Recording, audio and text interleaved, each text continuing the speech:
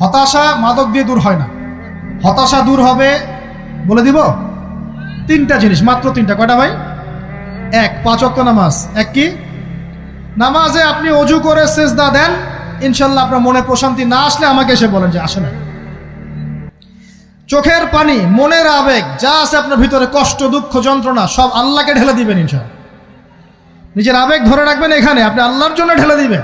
মানুষকে আবেগ দেখে কি লাভ? মানুষ আপনার চোখের পানির মর্ম বুঝবে?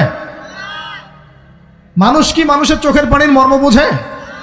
আপনার পিতা যদি মারা যায়, আমার কাছে এসে দোয়া চান, কান্নাকাটি করে, আমি দোয়া করতে পারবো, কিন্তু আমি কিন্তু আপনার ফিলিংসটা বুঝতে পারবো না।